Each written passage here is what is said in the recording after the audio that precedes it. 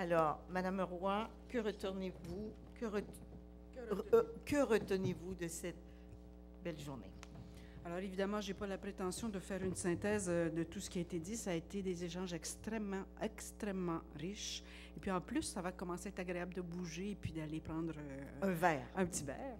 Alors, juste quelques éléments. D'abord, ce que je retiens, c'est qu'il ne faut vraiment pas prendre pour acquis la confiance des citoyens. Il y en a plusieurs qui l'ont répété et il faut être en alerte constamment sur les précautions à prendre pour rester égalitaire, inclusif, accessible. Deuxièmement, les exigences que le processus impose aux citoyens pour pouvoir s'impliquer. Ça aussi, ça m'a frappé. Alors, donc, comment est-ce qu'on fait pour faire en sorte que les citoyens comprennent vraiment le rôle de chacun des intervenants de telle sorte qu'ils puissent influencer mieux et mieux intervenir à l'intérieur des processus? Toute la question de l'apprentissage de la démocratie, mais en termes d'apprentissage de la réflexion sur des objets d'action publique. Ça aussi, j'ai trouvé ça important. Il y a quelques belles images là, qui ont été utilisées et qu'on va essayer de récupérer dans la synthèse sur Internet. L'augmentation du niveau de connaissance des citoyens aussi en aménagement du territoire, de telle sorte que il ne se situe pas, quand on parle de consultation publique, au niveau des cadeaux dont Cameron parlait, qui abaisse, qui nous amène au plus bas dénominateur commun au lieu de nous élever vers une certaine créativité. Et d'ailleurs, ça, j'ai trouvé ça très intéressant, les cadeaux. À un moment donné, il faudrait peut-être faire un colloque là-dessus. C'est vrai que quand on regarde les consultations publiques, il y a des éléments qui reviennent constamment dans les demandes citoyennes ou dans les demandes des organismes qui interviennent dans les consultations publiques.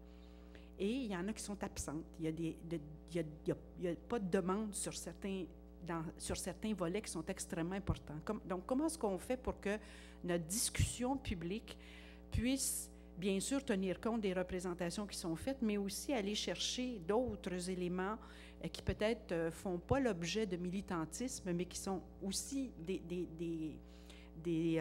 comment dirais-je, des volets importants de l'étude d'un projet si on veut que notre ville soit plus belle, plus agréable à vivre, plus conviviale.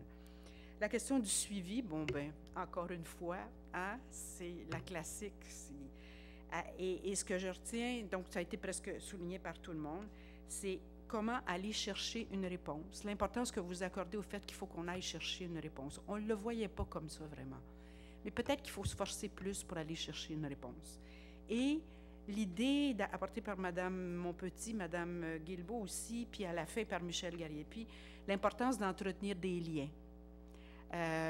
Que ce soit pour diffuser les réponses qui sont apportées ou que ce soit de manière plus large pour se connecter à la société civile, je dirais at large, là, donc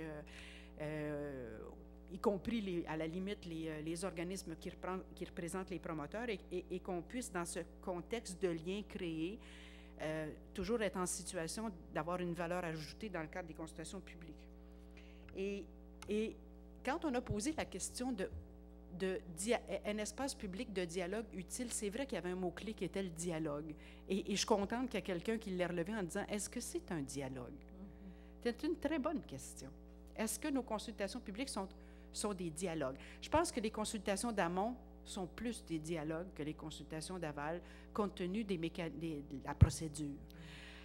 Mais Cameron l'a repris autrement, et celle-là, je ne la vous voyais pas venir.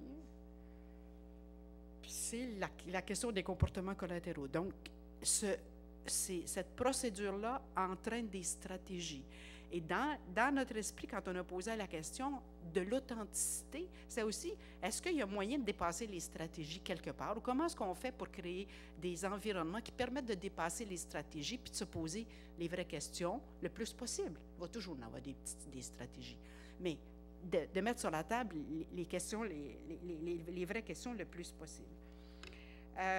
Et puis, je termine avec l'espèce menacée. Les employés au bureau, ils savent, moi je dis, puis je le dis au commissaire toujours, à l'office, on n'est jamais à moins d'1 mètre du précipice. Jamais.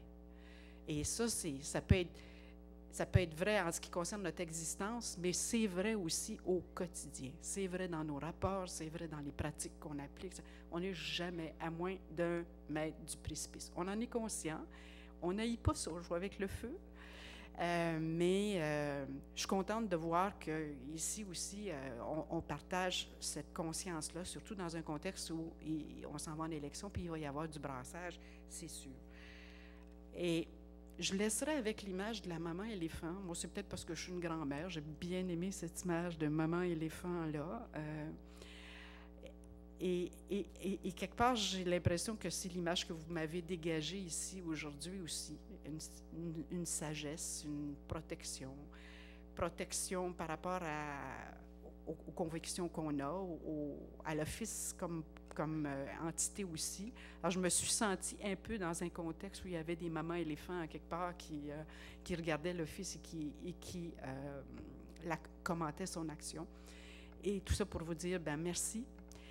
Et ça a été jusqu'à maintenant, ça a été un très bel événement de 10e anniversaire, puis je vous invite à venir avec nous à l'arrière pour prendre un petit verre à la santé de l'Office et à votre santé. Merci. Merci beaucoup, Louise. Quelques mots simplement pour remercier les gens de la logistique. Vraiment, ça a roulé sur des roulettes, comme on dit. Et puis, je veux aussi remercier nos invités panélistes. C'est toujours quelque chose de se présenter devant ses pairs. Merci de votre écoute, de votre contribution.